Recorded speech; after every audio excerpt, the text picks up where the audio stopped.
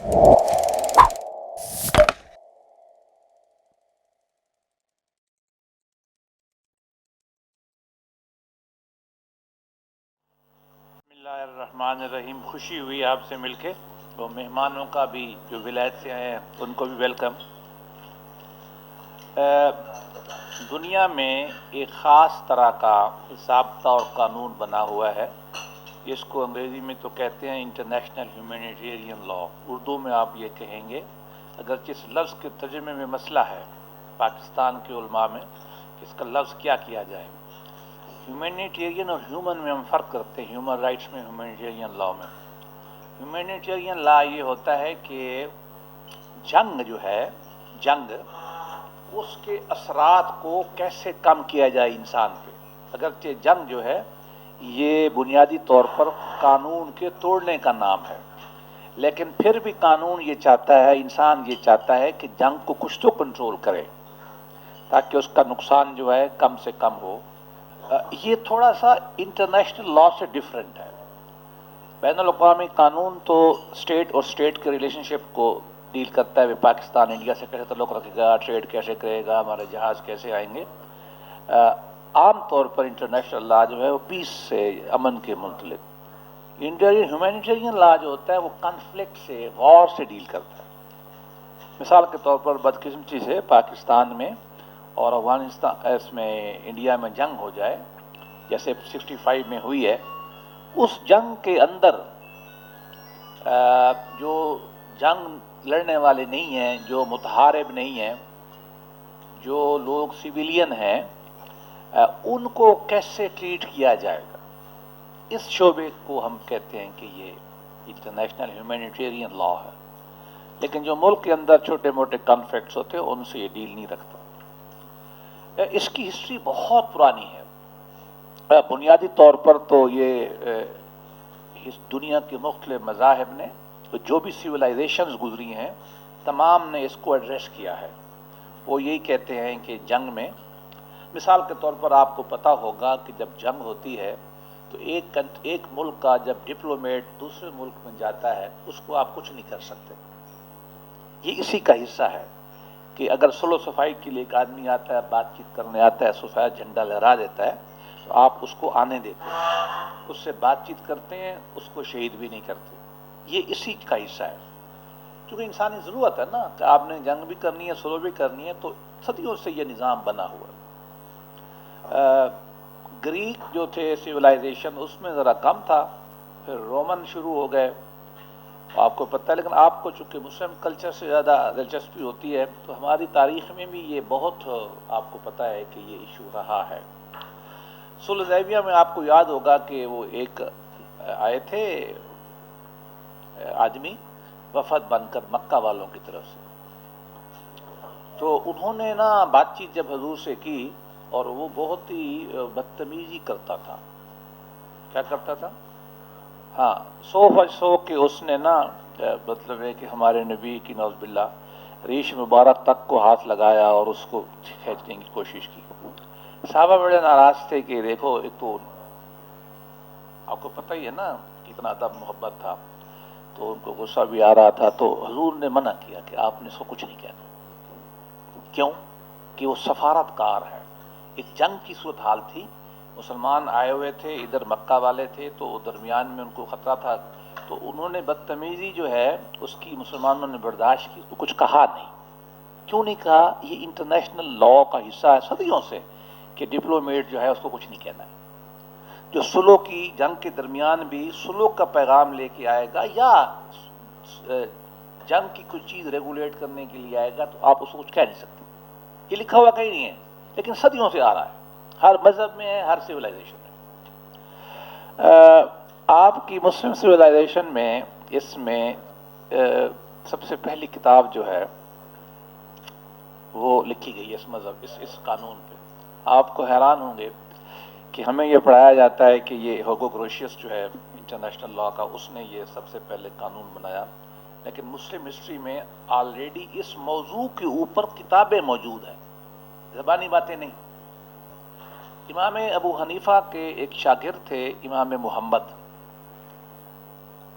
ان کا نام ہے محمد شیبانی، ان کی کتاب ہے کتاب السیر، وہ پوری سی موضوع پہ ہے، آپ کو حیرانی ہوگی، پڑھیں، اویلیبل ہے، ادارہ تحقیقات اسلامیہ نے چھاپا ہے اس کو بھی ہے ادھر ترجمے کے ساتھ، ڈاکٹر محمود غازی نے، ان کی 2 کتابیں تھیں، چھوٹی بھی تھی بڑی بھی تھی، کتاب السیر صغیر، کتاب السیر کبیر۔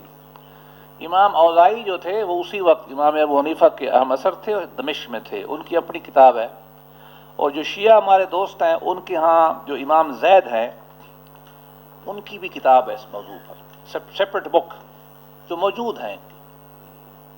تو یہ روایت بہت ہمارے ہاں پرانی ہے، لیکن ماڈرن دور میں، ماڈرن ہسٹری میں، یہ 1859 میں سب سے پہلے جو ہے جنگ ہوئی تھی فرینچ اور آسٹرین کے درمیان میں، اس میں کچھ پرائیویٹ لوگ تھے، انہوں نے دیکھا کہ لوگ مر بہت رہے ہیں، سویلین کو تنگ کیا جاتا ہے، جو نان کمبیٹیٹنٹ ہیں، جو لڑ نہیں رہے، جو غیر متحارب لوگ ہیں، ان کو بھی جنگ میں گھسیٹ لیا جاتا ہے، یہ ٹھیک بات نہیں ہے۔ تو اس نے اپنی ڈائری شریح کتابیں لکھیں، تو بعد میں ایک بڑی موومنٹ چلی، تو سب سے پہلے 1929 میں، 1929 میں جنیوا میں، جو میں اس نوجوان سے کہہ رہا تھا کہ یہ کنونشنز ہوئے تھے، کنونشن کا مطلب ہوتا ہے بین الاقوامی معاہدہ، مختلف قومیں ملتی ہیں جو معاہدہ کرتی ہیں اس کو ٹریٹی کہتے ہیں یا کنونشن کہتے ہیں۔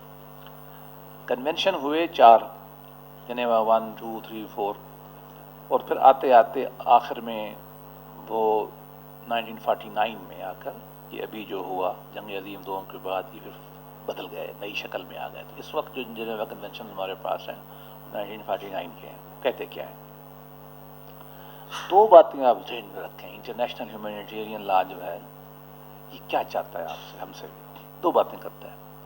ایک تو یہ کرتا ہے کہ جنگ میں متحارب اور غیر متحارب کا فرق کیا جائے، کمبیٹیٹنٹ اینڈ نان کمبیٹنٹ کا فرق کیا جائے۔ مثال کے طور پر جنگ ہو رہی ہے، فوج نے جنگ لڑنا ہے، ٹھیک ہے، ایئرپورٹ ہے وہ بھی جنگ کا حصہ ہے، لیکن جو مدرسہ ہے، جو ہسپتال ہے، وہ جو پادری ہیں اس علاقے کے کسی بھی مذہب کے، یا وہ لوگ عورتیں ہیں، بچے ہیں، گھر میں بیٹھے ہیں، ان کا کیا قصور ہے، ان کو کیوں مارتے ہیں؟ تو یہ جو قانون ہے وہ یہ کہتا ہے کہ آپ غیر متحارب لوگوں کو کچھ نہ کہیں، تفصیل میں آپ کو بعد میں بتاتا ہوں۔ دوسرا پرپز اس کا یہ ہے کہ جو بھی جنگ ہو رہی ہے، جنگ کا نقصان کم سے کم کیا جائے، جو انسانی نقصان ہے یا جو انوائرمنٹ کا نقصان ہے وہ کم سے کم کیا جائے۔ ابھی ہو تو گئی ہے، ایک گلے پڑی ہے جنگ، لیکن اس کو تھوڑا کنٹرول کیا جائے، کوئی لمٹ تو رہے نا اس کی۔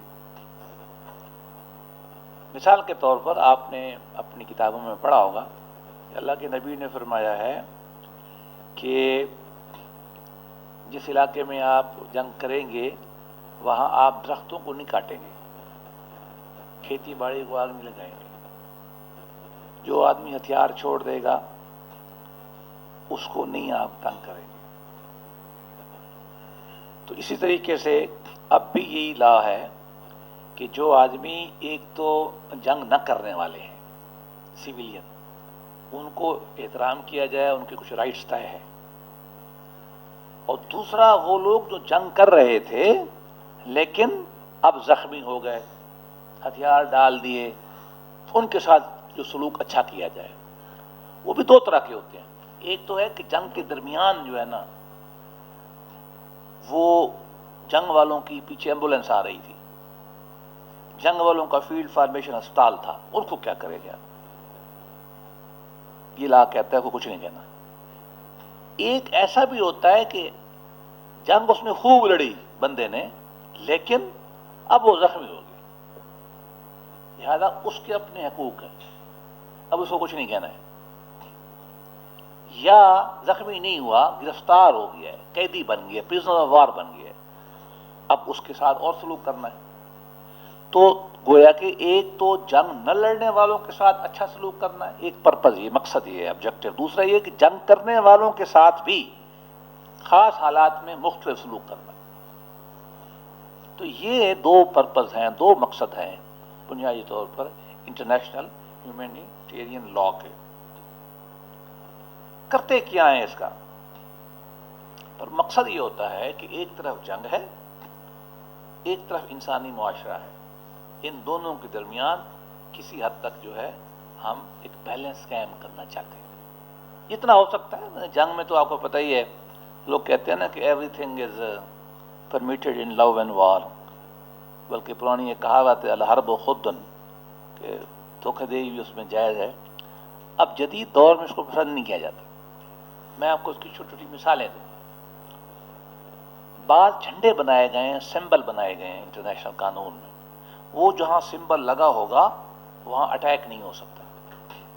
مثال کے طور پر دو کنٹریز کی جنگ لڑی ہے اور ہمارے ساتھ کسی جنگ میں ہمارے جہاز جا رہے ہیں بم مارنے کے لیے، اگر وہاں ریڈ کراس کا جھنڈا لگا ہوا ہے، ہسپتال کا جھنڈا لگا ہوا ہے، سکول کا جھنڈا لگا ہوا ہے، آپ جہاز بم نہیں مار سکتا، وہ فوجی سامنے میں مار سکتا ہے۔ تو جھنڈے کا، اس سمبل کا آپ کو احترام کرنا پڑے گا۔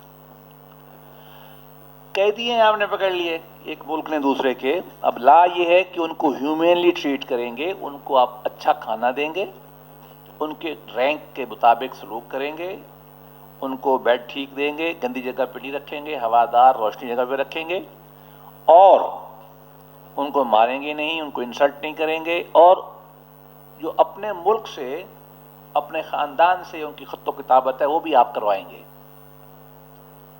آپ کو پتہ ہے 71 کی جنگ میں ہمارے بہت سارے لوگ پکڑے گئے تھے، پھر وہاں سے خط آتے تھے، ہمارے اپنے خاندان میں خط آتے تھے کہ جی میں فلاں جگہ ہوں، تو یہ بھی ایک اس کا حصہ ہے۔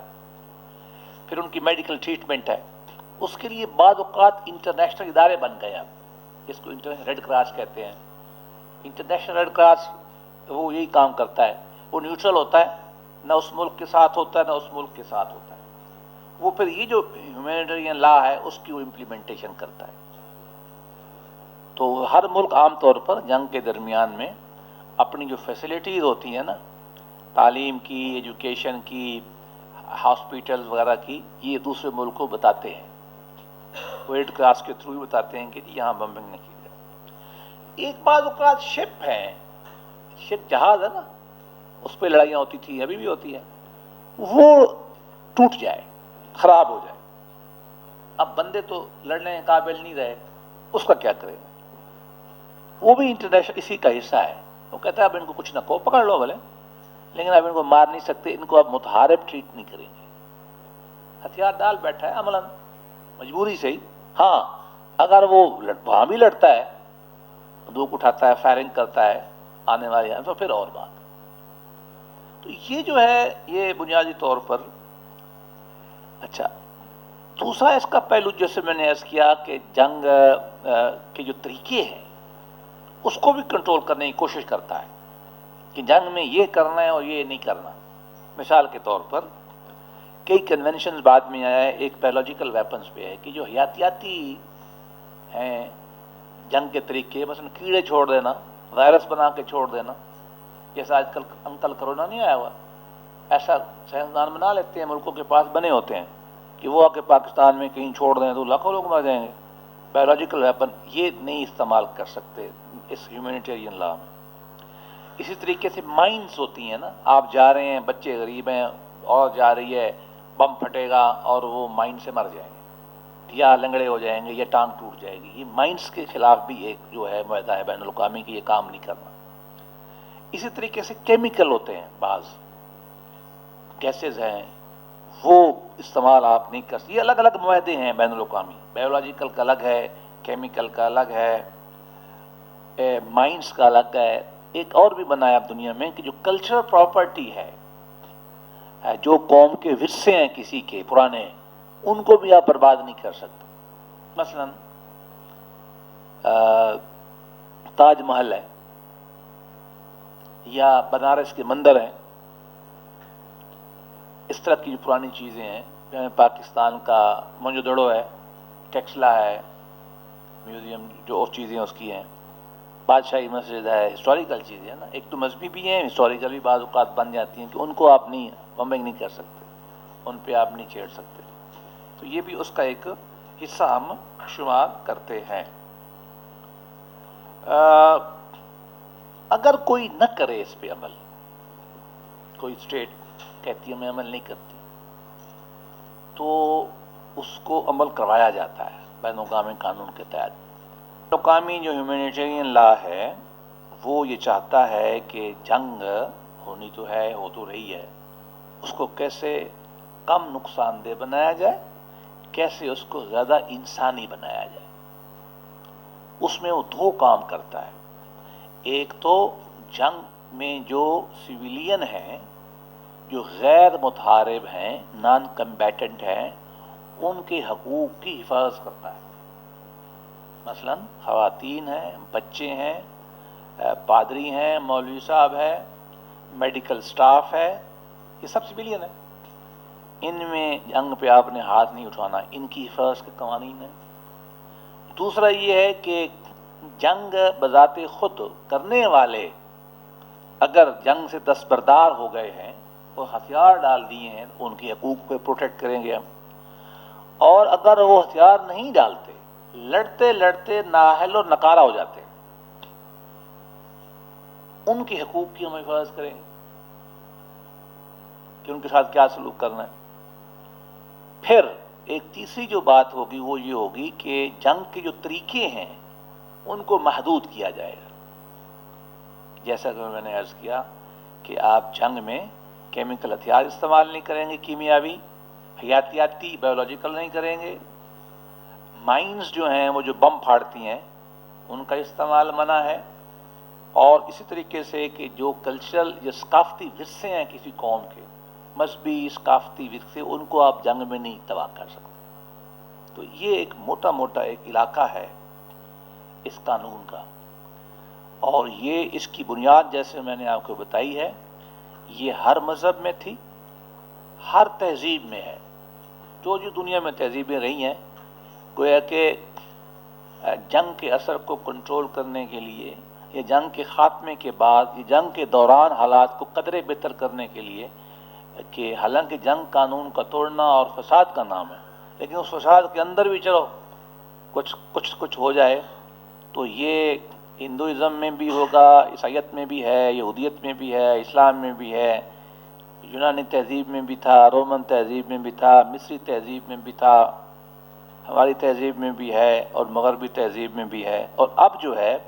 یہ ترقی کرتے کرتے اب اس نے قانونی شکل اختیار کر لی۔ کسٹمری لا، آپ کو کسٹمری لا یہ ریاست کے عمل کو کہتے ہیں۔ کس کو کہتے ہیں؟ اسٹیٹ پریکٹس کو۔ اسٹیٹ پریکٹس کو وہ کیسے آتی ہے؟ آپ پھر بیانات دیکھتے ہیں، مثلا شاہ محمود بیان دیتا ہے، ہم بڑے اچھے ملک ہیں، ہم سویلین کو کچھ نہیں کہتے۔ اب یہ کسٹمری لکھا گیا، یہ آپ کوٹ کر سکتے ہیں کہ کسٹمری لا یہ ہے، کتابوں میں مل جائے گا آپ کو۔ کیسے مل جائے گا؟ ہاں، جیسا میں نے آپ کو کہا کہ کتاب الصغیر سے، سیر سے مل جائے گا، آپ کو فلاں کی رائے یہ ہے، فلاں کی رائے یہ ہے، فلاں کی رائے یہ ہے، اس میں آپ کو مل جائے گا۔ اس میں جو تھوڑا شوق رکھنا چاہتے ہیں، خاص طور پہ وہ لوگ جو مذہبی بیک گراؤنڈ کے ہیں، ادھر ایک ہمارے اس دوست ہوتے تھے پروفیسر محمود احمد غازی، ان کی کچھ کتاب ہے، لیکچر تھے کتاب میں، یہ اسلام کا بین الاقوامی قانون، یا تھوڑا آگے پیچھے نام ہوگا اس کا، ہاں بین الممالک، ہاں یہ کتاب ان کی جو ہے، ایک میں بھی ہے، دو میں بھی، یہ اگر آپ پڑھنا چاہیں تو بڑی مفید کتاب ہے۔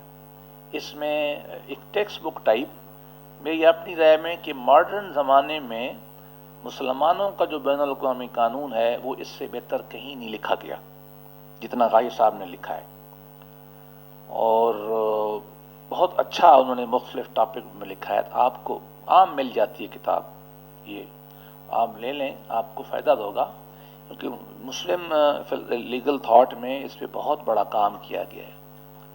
اور جیسا میں نے آپ کو بتایا کہ پہلی کتاب جو ہے امام محمد، تو حضرت امام جو محمد تھے رحمۃ اللہ علیہ، یہ آپ کو پتہ ہے یہ کوفی بصری اس بیلٹ کے تھے، عراق کے جنوب کے، تو زیادہ تر کوفہ میں ہی رہے، چونکہ امام وہاں منتقل ہو گئے تھے۔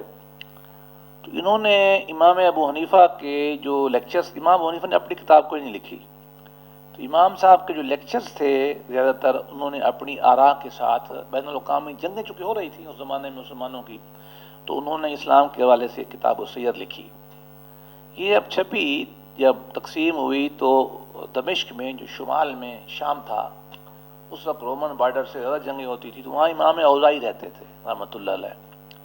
تو امام اوزاعی نے جب یہ کتاب پڑھی، کتاب السیر، تو انہوں نے کہا کہ اس میں بڑی غلطیاں ہیں، وہ ان کی رائے میں۔ تو انہوں نے ایک اور کتاب لکھی جو تنقید بھی تھی کتاب السیر پر، اور اس میں اضافے بھی تھے اور اپنی دلیلیں بھی انہوں نے دی تھی۔ وہ کتاب انہوں نے لکھ کے نا امام محمد شیبانی کو بھجوا دی کہ پڑھ بھائی۔ تو امام محمد نے وہ کتاب جب پڑھی تو انہوں نے ایک اور کتاب لکھی، ایک مضمون لکھا، جس میں انہوں نے کہا کہ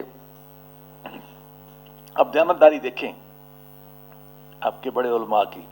اس نے کہا کہ یہ باتیں تو میں نے اوزاعی کی دیکھی ہیں، تو میرا خیال یہ ہے کہ میری رائے بہتر ہے، لیکن ان دلائل پہ جو اب اوزاعی نے دی ہیں، ان موضوعات پر امام اوزاعی جو ہیں یہ مجھ سے، ہم سے بہتر ہے۔ یہ آسان کام نہیں ہے مان جانا، کہنا کہ میرے استاد اور میری آراء جو ہیں ان معاملات میں کمزور ہیں اور امام اوزاعی کی آراء جو ہیں مجھ سے بہتر ہے۔ یہ دونوں کتابیں موجود ہیں مارکیٹ میں، آپ دیکھ سکتے ہیں۔ اور خاص طور پہ امام محمد جو شیبانی ہیں، ان کی کتاب IRI نے چھاپی ہے اردو ترجمے کے ساتھ، اس پہ بہت بڑا وکیل مقدمہ لکھا گیا، اس میں ساری ڈیبیٹ آتی ہے، ٹھیک ہے۔ اور امام محمد شیبانی جو ہیں ان کے اوپر یورپ وغیرہ میں سوسائٹیز بنی ہوئی ہیں، شیبانی سوسائٹیز، کہ ان کی جو کانسیپٹ انٹرنیشنل لا کے، لیکن بہت پرانا زمانہ ہے، اب وہ ڈیولپ ہوتے ہوتے ماڈرن فارم میں آ گئے۔ تو یہ میں نے مختصر آپ کو خلاصہ پیش کیا ہے، جان بوجھ کے میں اپنی بات اب ختم کرتا ہوں تاکہ